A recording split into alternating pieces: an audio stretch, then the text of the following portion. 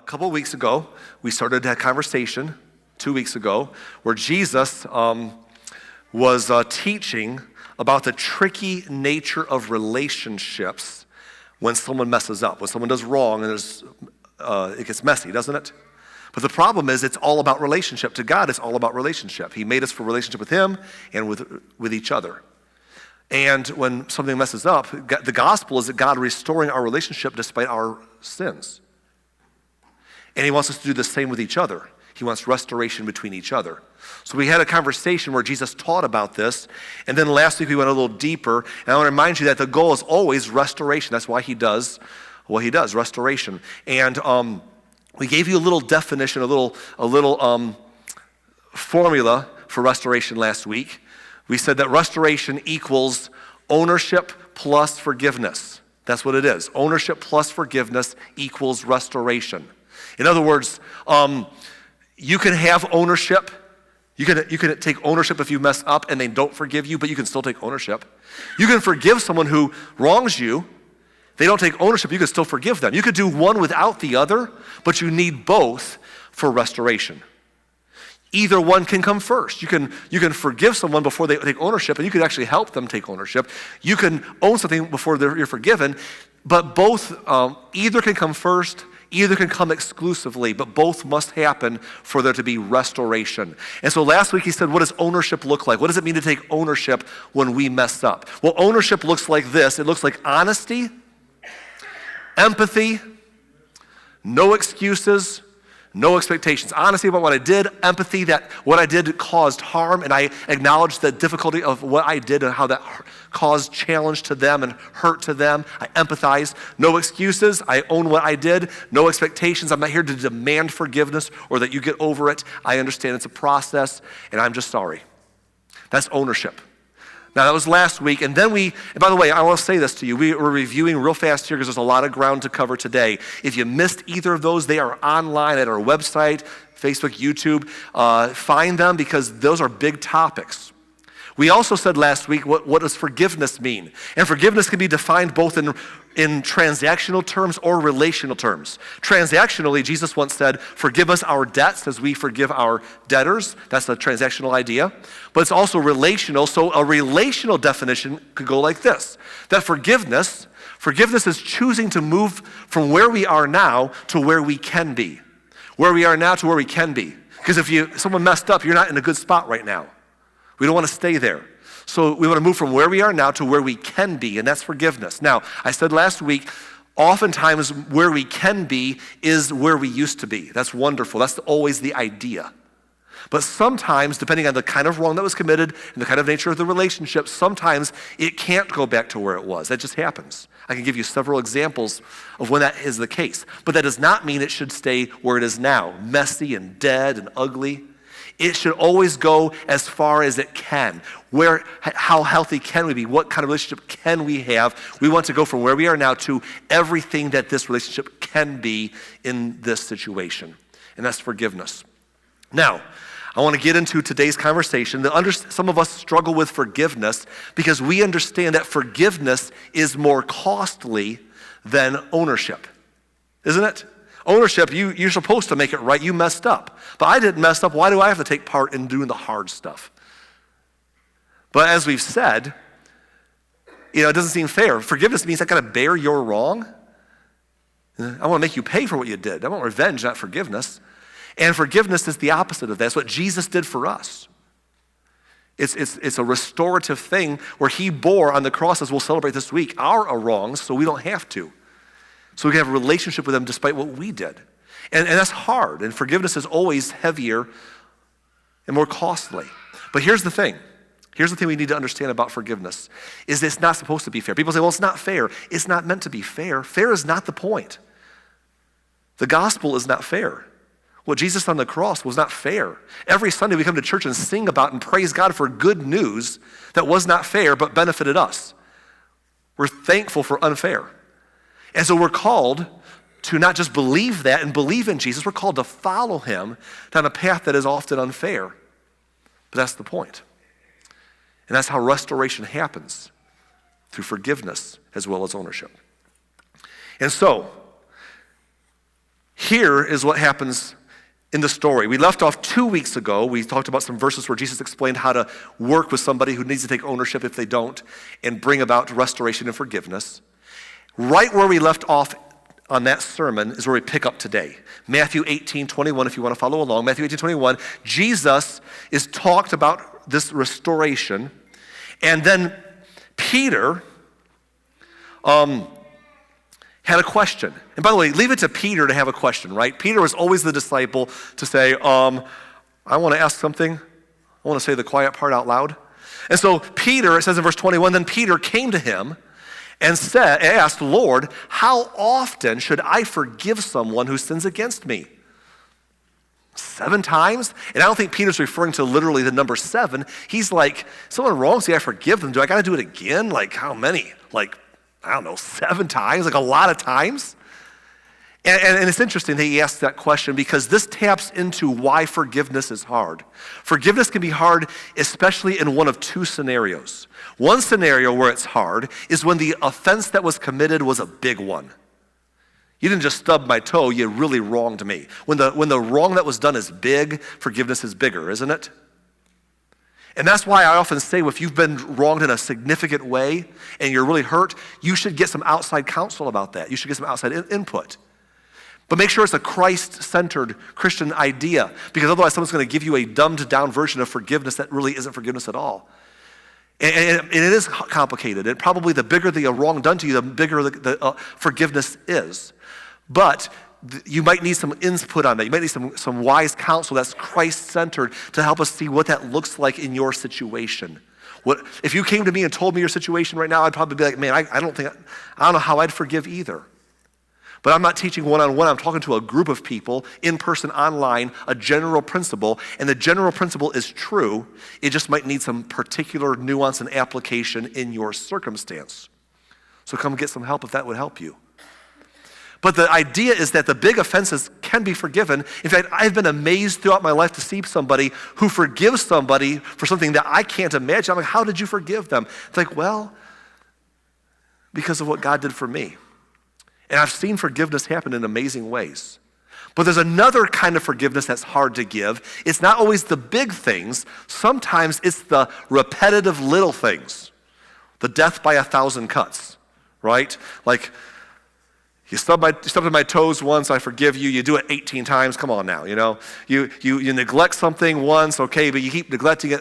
You said something that was unkind once, whatever. You keep saying it. And the idea is that if they keep coming back and owning it and wanting forgiveness, but keep falling back into a bad habit, keep falling into a bad pattern. Peter's like, how often do I got to forgive this person? Like 7 times? Peter, by the way, was maybe one of the oldest of the disciples. Peter was married, maybe the only married disciple. He has a wife, he has in-laws. We've met some of them earlier. Maybe he's like, I understand relationships a little deeper maybe than some of his counterparts. He says, this is hard. How often do I got to do this, man? 7 times? And Jesus answers in verse 22, he says, no, not 7 times. And Peter's like, thank you, because that was ridiculous, you know? I appreciate the pass right there. She says, no, not 7 times, Jesus replied, but 70 times 7 times. Now hold on, Jesus, that's not the direction I thought this was going. I thought you were going to say not 7 times, maybe just 2 or 3 times, you know. That's where I thought this was trending. I was ready for 2 or 3 if I had to, but you said not 7, but 70 times 7? That's like 490, right? And for some of us, we look at that number and we're thinking, is that the number then? It's 490? That's not the number either. That's supposed to have a little count, a little bean counter in you're like, okay, you have messed up 14 times. You have 476 more to go before I have no longer got to forgive you. That's not what he's saying. He's saying that if you think 7 times seems like a ridiculous number, it's way more than that. It's like Buzz Lightyear, right? To infinity and beyond. It's way more. It's not 490. And here's why. We better be glad because we're being taught to forgive the way that God forgives us. I sure hope God forgives us more than 490 times. Live long enough, that's a scary number. When we come to God in our daily prayer, you come to God in our daily prayer and say, Lord, forgive me today my daily bread and forgive my sins. Does that forgive others? Well, what am I asking God to forgive me for? What sins? All my sins. Bad attitude, bad thoughts, mean words, lazy behavior, neglect. You get 1,000 things, right? I've asked God to forgive me more than 490 times. I hope after a year and a half of doing that, he's not like, oh, you hit the threshold, no more for you. It's not about 490. It's about the fact that Peter was like, I got to keep doing this 7 times. And Jesus is like, it's way more than that, Peter. It's way more. It's as often as someone needs it that we want to forgive. Whew, that's a challenge, isn't it? It's the death by 1,000 cuts version, or death by 490 cuts version of forgiveness. Oh. But Jesus says forgive. He knows it's hard, and so Jesus decides to tell a story at this point to his followers. And we're going to read the story together. Now, some of you are like, well, Arlen, do you have a 4-point outline about how to forgive? Because you gave a 4-point outline last week about what ownership looks like. Where's the 4 points of what forgiveness looks like? We don't have 4 points. Because here's the thing about forgiveness. It's a little different. Forgiveness is very seldom a head issue. It's more of a heart issue. We don't need a 4-point outline. We need to be stirred. And Jesus decides wisely to tell a story about forgiveness, hoping that the story will move our hearts. Let's read it together in verse 23. Jesus says, therefore, the kingdom of heaven can be compared to a king who decided to bring his accounts up to date with servants who had borrowed money from him. Now that phrase can be compared as a reminder that when Jesus tells a parable or a story, he's using something from real life to illustrate something about the kingdom of heaven. It's not the same thing. Jesus is not the king in the story who had bad, the parallels get broken down. He's saying, I'm going to tell you a story that's different, but there's a truth from the story that can illustrate something about God. So the kingdom of heaven can be compared to a king, this fictional king, who decides to bring his accounts up to date with his servants who had borrowed money from him. Now think about that. Why is the king lending out money? Well, the king is probably rich. He's a king. He, paid for by the generous taxes of the people of the land, right? I mean, he's got wealthy as the king. He has probably was already wealthy. People bring him gifts. And what do wealthy people tend to do with their money? They put it to work for them. They don't put it under a mattress somewhere to let it stay hidden. Wealthy people put their money to work. And so in the story today, the king has put his money to work. Maybe he bought some mutual funds and some ETFs on the New York Stock Exchange. Maybe he bought some real estate investments. And maybe he found some businesses that wanted to do young startups and wanted to invest into those. He's a venture capitalist or an angel investor. He's just diversifying his portfolio, looking for a good ROI. And as he's doing this with all of his income, he realizes, I need to pull some of it back. Why would someone pull back their investments? Because they're getting older, and you want to de-risk as you get older. Maybe he wants to make sure some money is back in the coffers again. Maybe pass it on to the next generation.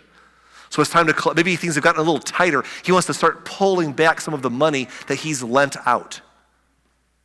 And in verse number 24, it says that in the process, one of his debtors was brought in who owed him millions of dollars. Now, obviously, it's not millions. They weren't dollars back then when this was written. This was a modern translation putting it in terms that we understand dollars. But the equivalent of millions of dollars, this man owed him. By the way, I don't know who that guy is, but he must have been a smooth talker. He had a real good pitch. Lend me some money, I'm going to do some good things with it. I don't know if it happened all at once or if he maybe borrowed some money and had to come back later and say, hey, it's struggling, but a little bit more investment will get us over the hump. Maybe over the course of a few loans, he is now millions of dollars in debt to this king, and the king is calling him on the money.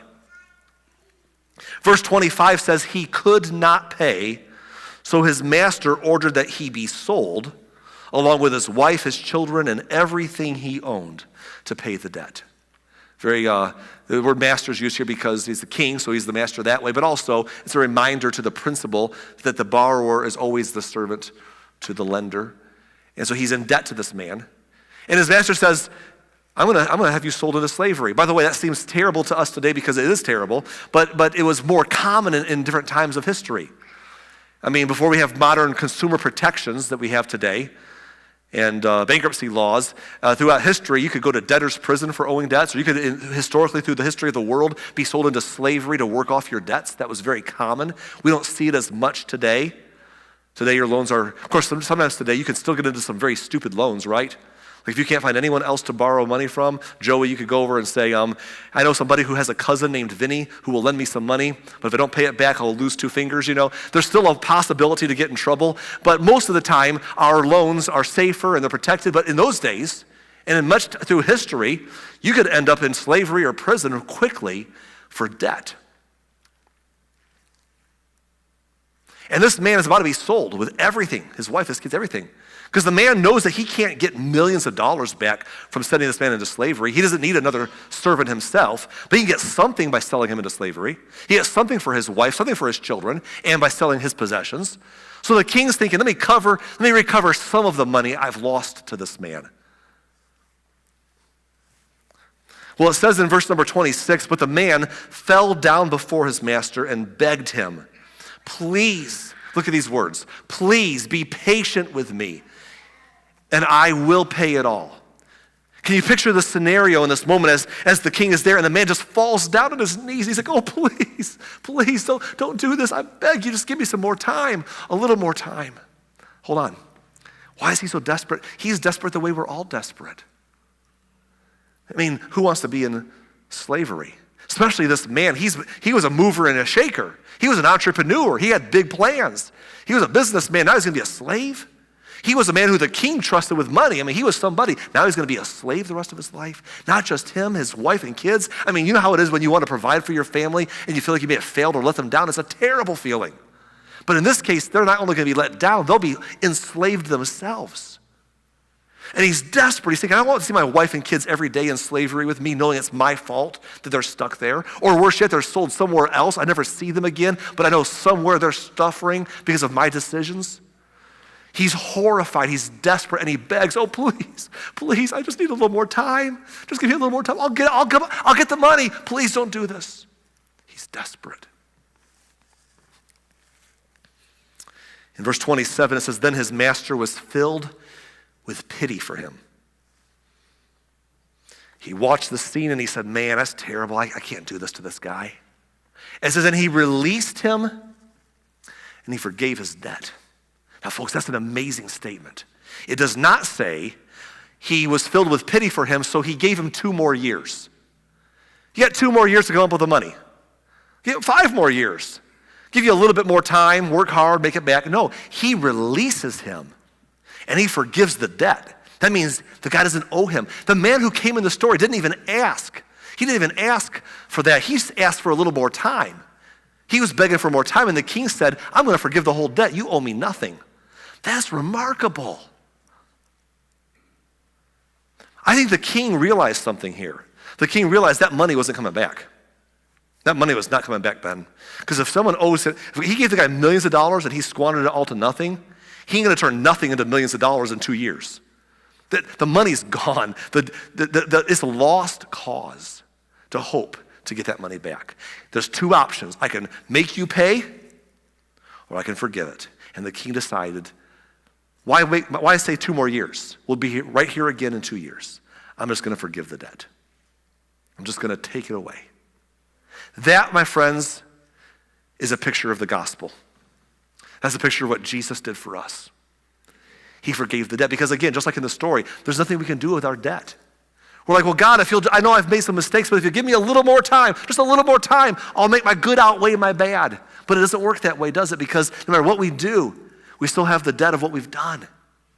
We know this with each other. We know this with each other. When someone wrongs us, you can't take back what you've said or what you've done. What's been said and done is said and done. No matter how much time you try to make up for it, that was still said and done, and it can't be undone. At some point, forgiveness is when you say, we can't erase what happened. I'm just going to forgive it. And that's what Jesus did on the cross for us. And here's the good story. The good picture is that he's pictured by a king who forgave not just little debts, but millions of dollars. And here's what I want to point out. If you're here today and you're thinking, well, I believe that God forgives debts for small ones, but Arlen, not me. I've messed up too bad. My debt with God is too big. You don't know what I've done, where I've been. It's too much. I want to give you some good news. God does indeed forgive the biggest of debts. That's the gospel. That's what we celebrate this week. He paid it all. We used to sing a song when I was a child. I won't try to sing it for you. But the chorus said, Christ paid a debt he did not owe. I owed a debt I could not pay. I needed someone to wash my sins away. And now I sing a brand new song, Amazing Grace, all day long. For Jesus paid the debt that I could never pay. That's the gospel pictured right here. And if the story ended here, we could go home and say, hey, that's a good story. It ended well. I mean, not for the king. The king lost millions of dollars, but hey, at least he forgave the guy. Pretty good story, as much as it can be for most people, except for the forgiver. Sorry. But yeah, that's a good story. It's the gospel, yay. But the story does not end here. Look at the next verse 28. But when the man who was forgiven, but when the man left the king, he went to a fellow servant who owed him a few $1,000s. Now that's still a lot of money, right? Still a lot. And he wants his money because even though he's off the hook, he probably could use the cash for other things. And he finds someone who owes him a few $1,000s. And it says this, he grabbed him by the throat and he demanded instant payment. Now hold on now. Why are you so mad? You just got off the hook for millions. Maybe he's mad because he was on the hook for millions. He was almost in trouble, and he blames himself for his bad decisions. He blames other people who owed him money. I don't know, but he's mad, and he grabs the man and says, pay me, instant payment. Venmo me right now, right? Apple Cash, I don't care. Get it to me now. And look at the response in the next verse. It says that his fellow servant fell down before him and begged for a little more time. Be patient with me, and I will pay it, he pleaded. This man, he knows he's in trouble for his $1,000. He falls down again and says, oh, please, just give me more time. I just need a little more time. Just give me one more shot. I know I've got a plan. I can come up with the money. Just please, don't hurt me. And you'd think that the man standing there watching him beg, you think that man in that moment might say to himself, that looks familiar. Where have I seen that before? Oh yeah, that was me a few minutes ago. I know what it's like to be desperate. I know what it's like to have no hope. I know what it's like to have done something that you cannot undo, no matter how much you wish you could. I know what it's like to be in a situation where there's a hole that you're in and the person you owe, you're at their mercy. I know desperation. And I also know what it feels like to be so graciously forgiven. I know what to do here. Right? But that's not what he does. In verse number 30, it says, but his creditor would not wait.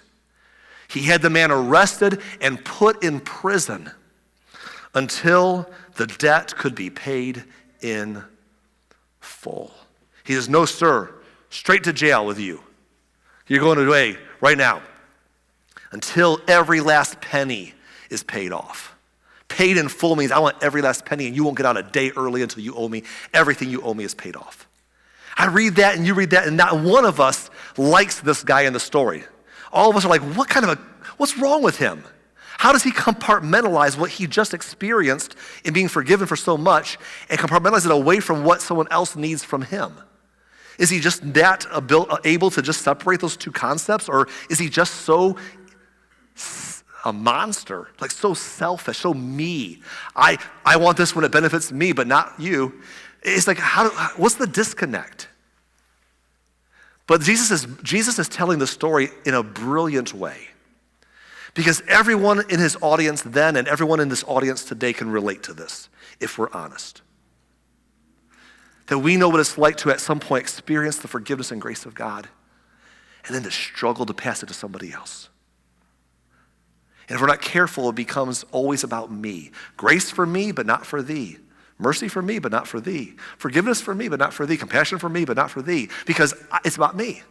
I want it when I don't deserve it, but how dare you ask me something that I should not have to give you? You don't deserve it. And it's unfair to ask this of me, but I'll gladly take the benefits of its unfairness when it benefits me. It's easy to do. Every time we don't forgive is kind of what we're doing. We're saying, In fact, I'm going to tell you this. I'm just going to share this with you. I've been 27 and a half years a pastor. And over the years, it used to shock me. I don't see it often, but I see it from time to time. It shocks me less than it used to, although I can't say it doesn't. But I can tell you through the years, even as a young 25-year-old kid preacher, I can't tell you how many times I saw somebody who could stand up and they could champion the message of grace. They would talk about it, grace, mercy, compassion, God's goodness and his love and forgiveness and everything. Those are things they could sing about it on stage, play an instrument with songs about it. They could lead a small group about it. They could be a vocal person in the church seats or in their church, on social media and passing around books and quotes. And I'm like, wow, that person really understands the gospel. They love the grace of God. They love the forgiveness of God. They're all about it. I'm impressed. And then all of a sudden something happens to them or to someone that they care about. And there's none of that. The hardness and a you'll pay for that and a everything but the things they've been championing. I'm like, where's the disconnect? But isn't it so easy for us to say, well, I believe this? The message we celebrate isn't only supposed to be for our benefit. It's a way of life. It's the Jesus way that we give to others to show his love. But we don't want to. I shouldn't have to. It's unfair, I know. But when you look at this guy in the story, say, dude, if the $1,000 of debt and the million, you came out ahead, buddy. You were forgiven for millions. You had to let go for thousands. You came out ahead. But he's sitting there saying, well, what if I can come out, be forgiven for millions and still get my thousands back? Right? That's what we do. The truth is that whatever is unfair about forgiveness, we have benefited from God. We have come out ahead in this unfair competition. But sometimes we want it both ways. We want to get the benefit of forgiveness, but still not have to give it because we want to get paid back. And so what happens? Verse 31. When some of the other servants saw this, they were very upset. I mean, we're upset reading the story. They went to the king, and they told him everything that had happened. Then the king called in the man he had forgiven and said, "You evil servant." And that is evil, by the way. Evil is always about me, how it benefits me. Who cares about anyone else but me? You evil servant. I think in modern terms, he's like, dude, that is messed up.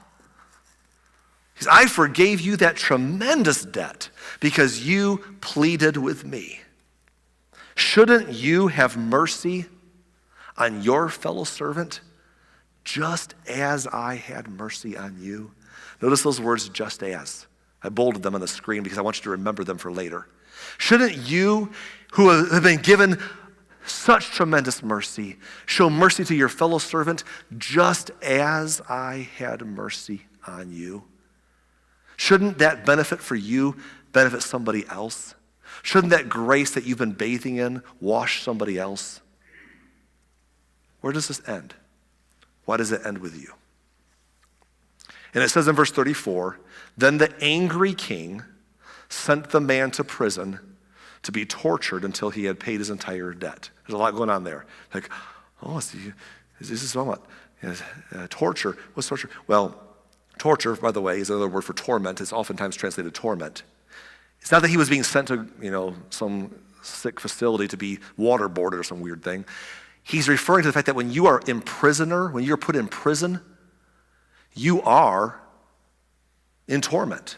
You've lost your freedom. You've lost everything. You're living a life with no freedom. It's torment. It's torture. And he said the king sent this man to prison. He was going to sell him into slavery, but he forgave the debt. But now he says, I'm going to send you to prison. But why is he sending him to prison? Because he owed him millions of dollars? No. He was willing to forgive the millions of dollars. He's sending him to prison because the man refused to do for somebody else what he had done for him. And says, they go into prison. By the way, the same thing you were going to do to him. I'm not going to sell you into slavery with your wife and kids, but you were going to put that man in prison until they paid you every last penny of your debt. Okay, that's how you want to play the game? I told you before, God tells us you pick the rules. That's how you want to play the game? Okay. Then to prison until you pay the whole debt. That's powerful. And it brings us to the closing statement of Jesus from this story. Verse 35, he says, that's what my heavenly Father will do to you if you refuse to forgive your brothers and sisters from your heart. We're like, that's what he'll do to us? Ooh, what does he mean? Is he referring to hell? Don't read into things that Jesus is not saying here. Again, the first debt was forgiven. The big debt was forgiven from selling the man into slavery. This is a reminder that while Jesus took care of our sin debt, he expects us to be close to him, but doing the same for others. We saw this in the model prayer. That while Heavenly Father isn't going to disown you, you will not be, mom and dad, you know what it's like to be upset with your kids and say, you're in trouble, you're in trouble, you're in trouble. Or we're not having fun right now. We'll be close when we get this thing figured out, when we address this problem. And your Heavenly Father says, I expect you to do this or we're not okay. What did we say several weeks ago? We can't be wrong towards people and right with God. We can't be wrong towards people and right with God. We have to understand these things go together. And so he says, look, if you don't forgive your brothers and sisters from your heart, that's the key. The word there is heart. Because isn't it always a heart battle to forgive? That's why he gives us a story instead of a formula. Because it's a heart issue. And we don't forgive, our hearts get hardened and they get bitter. We've all seen it, haven't we? Maybe we've experienced it or we've seen it near us or we've done it ourselves. When someone doesn't forgive somebody else, they become hardened. And what happens when you get hard and unforgiving is the next time someone offends you, it's a natural to become hard there too. And next thing you know, someone's life is littered, the landscape of their life is littered with people everywhere that they are not forgiving. And you get around someone like that, and you get to know someone like that, and when you talk to them and they tell you about this terrible person who's terribly wronged them, and you listen, you're thinking, oh, that person is terrible. When you tell me about it, they are terrible. But then you start listening and realizing there's a lot of people in their life that's terrible. And then you start to wonder, how soon will I be terrible? If I walk on eggshells with this person and I'm always fun, they're fun too, but if you ever mess up, watch out. Because there's a hardness there. And Jesus says, you got it from your heart. This is a heart issue. But they don't deserve to be off the hook, I know. But it's affecting you. That's why the story said a minute ago, the man was imprisoned to be tormented until he paid his debt. Think about this. Not in prison for his millions of dollars he owed. He was imprisoned for his lack of forgiveness for somebody else's debt. We get a little secret here. When we don't forgive other people from our heart, we are imprisoned, like the man in the story. And we are tormented. And I know people who have been unforgiving and said, I don't care if it makes me hard and prickly. I don't care. I'd rather feel that way than let them off the hook ever. And you can do that, but then you are a prisoner like the man. You're a prisoner and tormented by your unforgiveness. And you know when you get out? When you pay the debt. What, my millions of dollars? No. The debt you owed to forgive others the way that God's forgiven you. When we pay that debt, we're free from prison. Forgiveness is setting the prisoner free and realizing that you are the one who's been set free. Not just you. It's not get me out without them. It's saying I set them free and realized the door that opened the freedom for them opened freedom for me. It's powerful. It's a powerful truth. Paul the Apostle, several years or maybe a couple decades after Jesus told the story, and of course he died and rose again, Paul the Apostle would plant churches everywhere in the name of Jesus and write letters back to them. And Paul wrote a letter to the church in the city of Ephesus. And in that letter, he brings up this subject so plainly as a callback. Ephesians 4, verse 32, he says this. He says, be kind to each other. But they don't deserve kindness. I know. But be kind anyway. We don't deserve kindness, and yet God is kind to us. Be kind to each other. Tender-hearted. There's that word tender-hearted. Remember what he said earlier? Forgive from your hearts. Because if we don't stay tender-hearted, we become hard-hearted. And we become imprisoned and tormented by our own debt of not giving others what God has given us. So be kind to each other, be tender-hearted, and forgiving one another. And notice the words next. Just as God through Christ has forgiven you. And Paul uses that same little phrase, just as, to call us back to what Jesus once taught in the story that we just read. That we are to forgive each other just as God has forgiven us. And that leads me to my closing idea. I'm going to give you 2 sentences on the screen in a moment. These 2 statements go together, and they are a way to help you and me forgive others when it's hard to forgive them. And I'm not saying it's ever easy. That's why I said if you got a big problem with somebody, that's understandable. If I heard you, I'd agree with you. But you should talk to somebody one-on-one who can help you figure out the nuance of what this does look like, because it looks like something. But it might need application that's specific to your circumstance. But it still is forgiveness. It just might need explanation. But talk to somebody. And again, you see, but Arlen, they did not take ownership of what they've done. Well, if they don't take ownership of what they've done, then you won't have restoration, because restoration is ownership plus forgiveness. If they won't own what they've done, then restoration will be hard. Some of you are waiting for ownership from the other person, and you may never get it. And that's why the relationship is not restored to where it used to be. You can't control that part, but you can still forgive. You can forgive in such a way that if they ever do take ownership, life can move forward. You can do your part. And when it's hard to do because the offense is in our face, and when someone offends us, it's right in our face, isn't it? It's so hard to see past it. Here's 2 sentences that give us a way to apply forgiveness. It goes like this: give the forgiveness that you've been given, and give the forgiveness that you want to get. That's what we do. You got to get away from the intensity of the moment and the frustration that consumed it, and sit back and say, hold on now, what do? I can give the forgiveness I've been given, or I can give the forgiveness that I want to get. Let's talk about both of those real quick and we'll be done. Forgiveness I've been given. What you do is you say, man, this bothers me. This shouldn't have happened. That person was wrong. Hold on now. Instead of thinking what I want to do, in the limited definition of forgiveness I want to give them because I'm really mad at them, I'm going to step back and say, what's the definition of forgiveness that God has given me?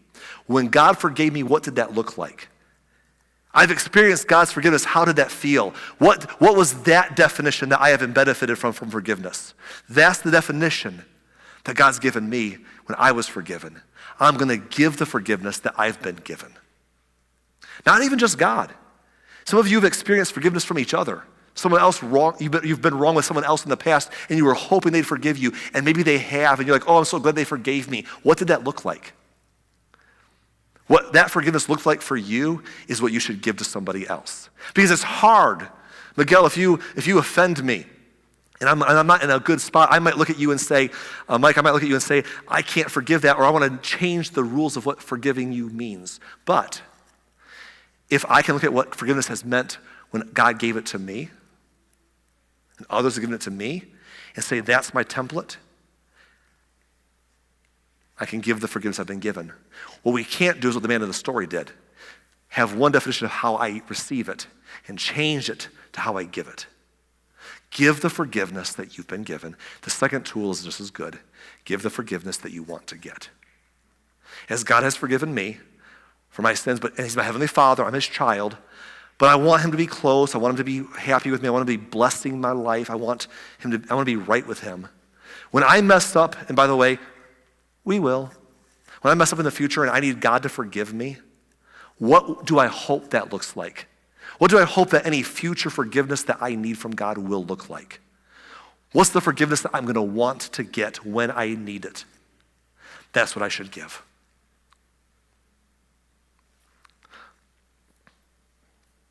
What's the forgiveness that I want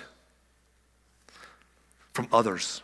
If I mess up with my relationships and I make a mistake, what do I hope someone else will do to forgive me? Well, that's the forgiveness I ought to give. And so, instead of sitting there saying, you wronged me, and I'm going to decide in my hurt of what forgiveness does and does not mean and look like for you, I'm going to end up in a very bad spot if I do that. I'm going to step away, and I'm going to say, I'm going to figure out what forgiveness looks like for them based upon what it looks like for me. I'm going to give the forgiveness that I've been given because that's what I received, and I'm going to give the forgiveness that I hope to get when I need it next time. I'm going to have separate definitions. You get what I've been given. You get what I hope to get. Either of those things changes the game. Either one of those things brings clarity. I know what it looks like when I needed it. I know what I hope it looks like when I do need it. That's how I forgive you. That formula changes the game if you want it to. Because God, who made us for relationship, knows that relationships get messed up because people messed up. And to make that relationship restored. To have restoration, there must be ownership and there must be forgiveness. We talked about ownership last week. Today, here is as close as I can give you of a plan on how to apply forgiveness. If we can just do what God has done for us, the world will be a better place. And you're like, Arlen, it's hard. I know. But hear me out. The cross was hard. The gospel's hard. We are called not just to believe in Jesus, we are asked to follow him. To follow him. The world is a better place when Christian people live the Jesus way, even when it's hard. And so I call you today to turn to the Lord and ask him to help us take up our cross daily and deny ourselves and follow him.